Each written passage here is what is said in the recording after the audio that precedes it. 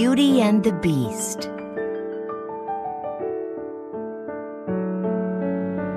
Once upon a time, a young prince lived in a giant castle.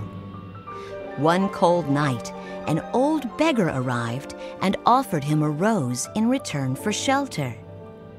He sneered at her gift and turned her away.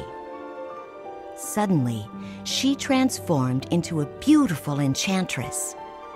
Then, she turned the prince into a hideous beast. The enchantress also changed the castle's servants into enchanted objects. Then, she left behind a magic mirror and the rose. For the spell to be broken, the prince would have to fall in love and earn that person's love in return before the last petal fell. In a small village nearby lived a beautiful young woman named Belle. As she entered the town bookstore, the owner gave her a book as a gift. It's my favorite. Far-off places, daring sword fights, magic spells, a prince in disguise. Oh, thank you very much. Belle rushed outside, reading as she walked. Soon, a hunter named Gaston walked up to her. He grabbed the book from her hands. It's about time you got your nose out of those books and paid attention to more important things. Like me. Then Gaston's friend LeFou approached. He began to insult Belle's father, Maurice, who was an inventor. My father's not crazy. He's a genius. Then Belle ran toward her father's cottage. When Belle got home, she told her father that the townspeople were making fun of him. Don't worry, Belle. My invention's going to change everything for us. Maurice was hoping to sell his latest creation at the town fair. He hopped on his horse, Philippe, and headed into town. But Maurice got lost, and he and Philippe ended up in a dark, misty forest. All of a sudden, a pack of wolves surrounded them. Philippe reared and ran away. Terrified, Maurice raced through the forest with the wolves right behind him. When he reached a tall gate, he opened it and dashed inside. Then he slammed it shut on the angry wolves. Belle's father looked up and saw a huge castle. He walked up to the front door and knocked. Hello? I've lost my horse and I need a place to stay for the night. Of course, monsieur. You're welcome here. Maurice looked down to see a clock and a candelabrum staring up at him. This is impossible. Why, you're alive.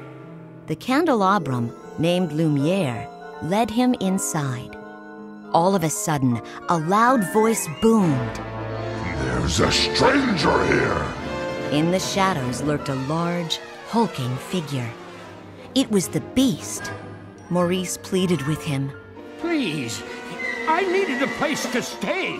But the Beast ignored him and dragged him away. At home, Belle heard a knock on the door. Gaston. Belle, there's not a girl in town who wouldn't love to be in your shoes. Do you know why? Because I want to marry you. Belle turned his proposal down. She did not like the conceited bully. Disappointed, Gaston left. A little while later, Belle went outside and found Philippe all alone. Philippe, what are you doing here? Where's Papa? The horse whinnied anxiously. Frightened, Belle quickly leaped onto Philippe, who led her to the mysterious forest. Soon, they spotted a castle in the distance. Belle ran toward the castle and snuck inside. She wandered down a dark, deserted hallway. A few moments later, she found her father locked in a tower. Papa, we have to get you out of there. Suddenly, she heard a loud voice call out from the dark shadows. What are you doing here? Belle gasped. Standing in front of her was a giant beast. Please, let my father go. Take me instead. You would take his place? When Belle promised to stay with the beast forever, he released Maurice. Back in the village, Maurice ran into a tavern. There, he spotted Gaston and his friends. Please, I need your help. A horrible beast has Belle locked in a dungeon. The crowd laughed, convinced that he was crazy. But Maurice's wild story gave Gaston an idea. Inside the castle, the beast showed Belle to her room. You can go anywhere you like, except the West Wing. What's in the West Wing? It's forbidden! The beast stomped off. Belle ran into her bedroom. I'll never escape from this prison or see my father again. Her new friends, the enchanted household objects, tried to cheer her up, but Belle was too upset.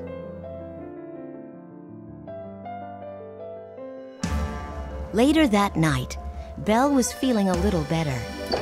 Lumiere led her into the dining room. The napkins, dishes, and spoons danced as the serving pieces carried in tasty food. Belle was delighted. After dinner, Belle wandered into the forbidden West Wing. There, she found the enchanted rose shimmering beneath a glass dome. She reached out to lift the cover. But the beast had been secretly watching her. He was very angry. I warned you never to come here! Get out! Terrified, Belle fled the castle. Outside, Belle found Philippe. They galloped toward the village. All of a sudden, a pack of hungry wolves circled them. They crept toward Belle, bearing their large white fangs. Just then, the beast appeared. The wolves began to attack him. With a loud roar, the beast fought off the wolves. As they ran away, the beast collapsed in pain. Belle knew this was her chance to escape, but she could not leave him. Here, lean against Philippe. I'll help you back to the castle. When they returned, Belle tended to the beast's wounds and thanked him for saving her life. The beast smiled. To show how grateful he was, he gave her access to the beautiful castle library.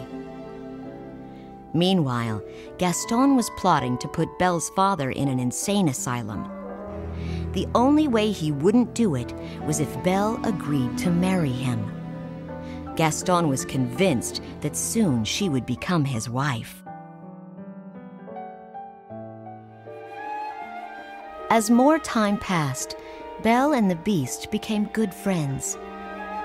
One day, she watched as he tried to feed some tiny birds.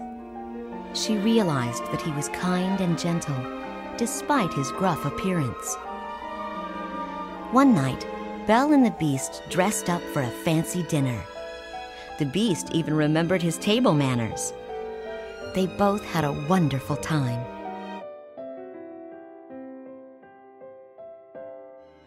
After dinner, Belle taught the beast how to dance.